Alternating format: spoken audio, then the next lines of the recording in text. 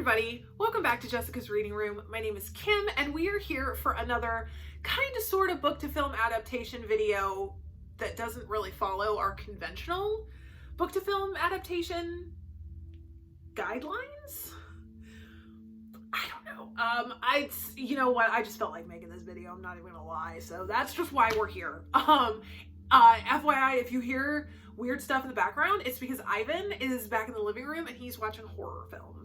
So you know what? That might add some nice ambiance for what we're talking about today. So you know what? We're just going to go with it.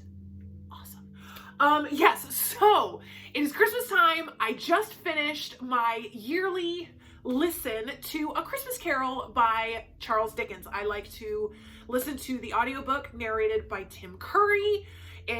You know what? I just think it's awesome. He does a great job narrating it. It's just a super creepy story anyway, but then actually listening to Tim Curry, you know what? He just adds to it, and I think he's awesome and brilliant. And then I thought, why haven't we done a book to film, story to film adaptation video about A Christmas Carol? But then I realized, you know what? There are like a million different adaptations. And oh my gosh, I'm not even sure I've seen all of them. So what I figured we would do is I would just come on here and simply tell you my favorites.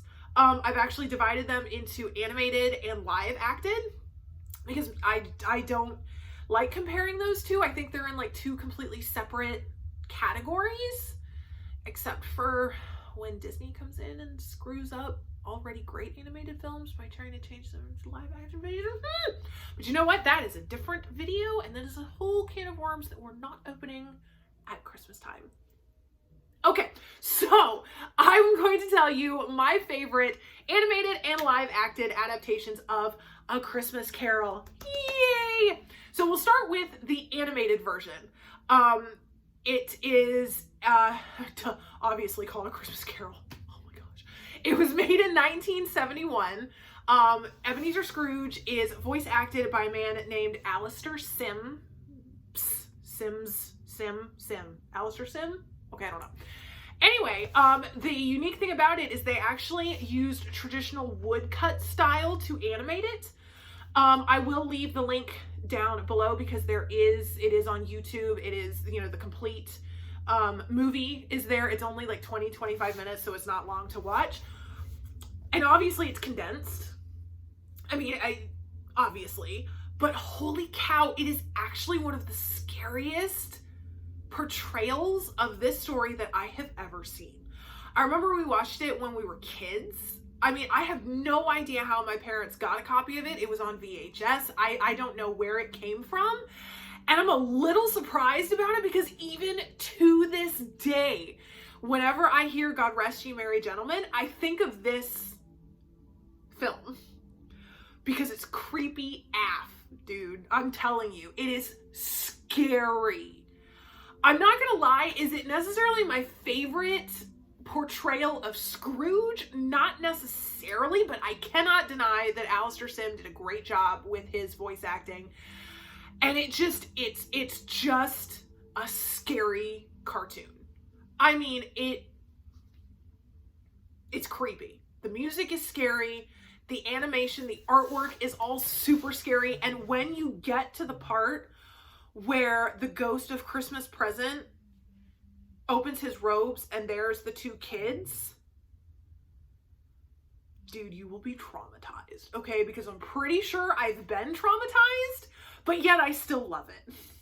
You know what I'm talking about?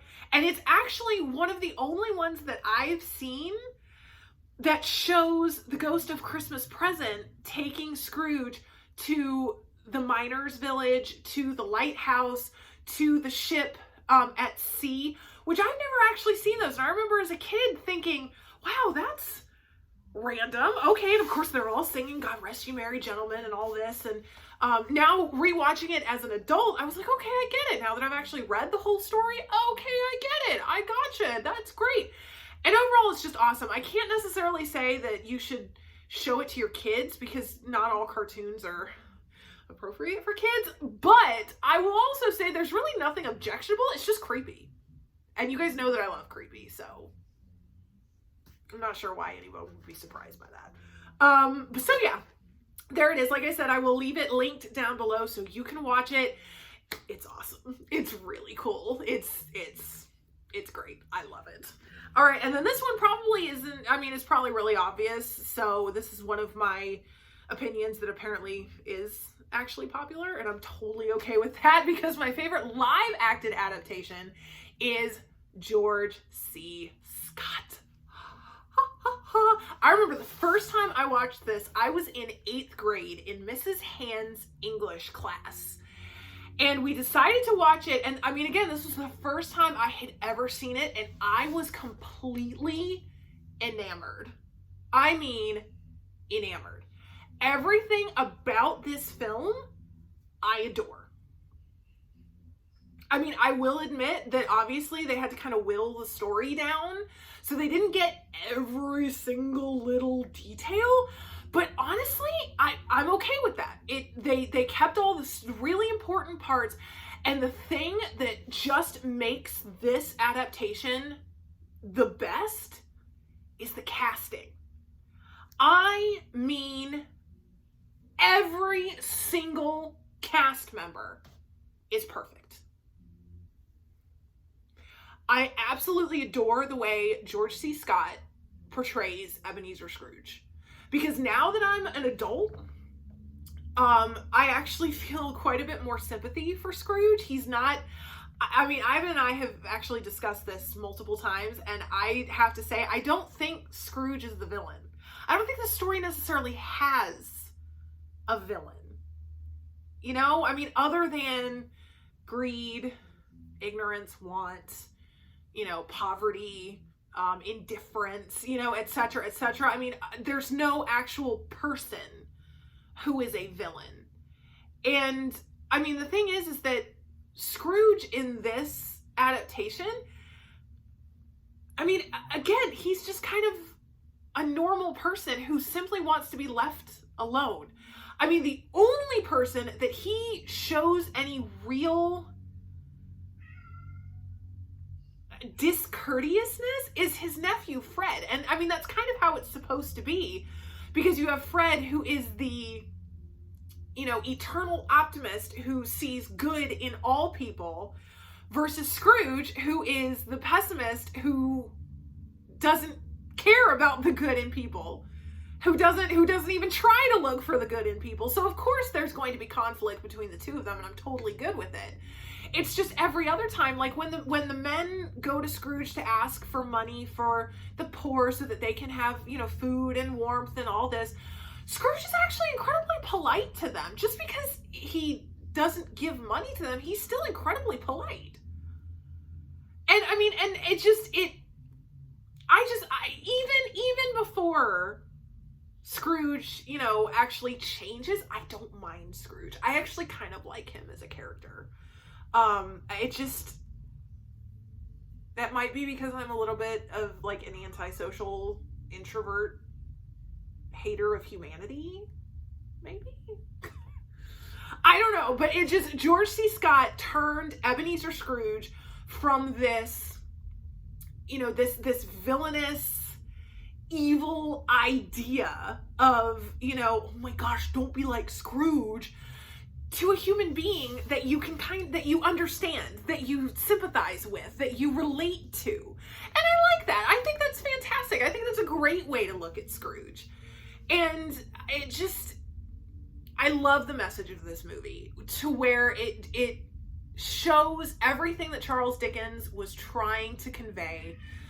You know, this idea of, and I mean, I know it sounds kind of silly, but there's also this one part that sticks in my brain where the ghost of Christmas Yet to Come takes him to that really seedy part of London where, you know, the you know, that one woman is trying to sell off his things. And I just remember that while he's, you know, it shows this area, and there's this family that's sitting there. You have the mother, the father, and the kid is like dirty, and he looks cold, and they're sitting in front of this fire, and all of a sudden you look, and the mother like raises a bottle to her, you know, and you can tell that she's got stringy hair, and she's kind of tipsy as she's drinking. And I mean, if that doesn't show Victorian London, showing what Dickens was always trying to, you know, draw in his in all of his works, then dang, I don't know what is. I thought it was fantastic. And I guess, and who directs this?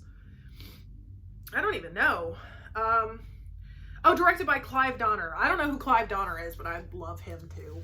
I mean, I think he's great. And like I said, the casting is all absolutely brilliant. I mean, everyone. Fred is awesome. Fred is just, you know, the guy who plays Fred, who is in literally everything else. I mean, I remember I saw him in a production of Macbeth. You know, he's in literally everything. He is just the perfect Fred.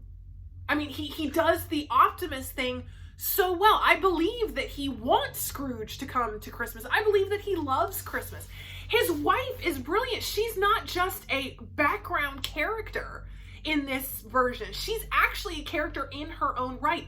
The Cratchits are brilliant. Mrs. Cratchit is, I mean, she's a firecracker, and I love her.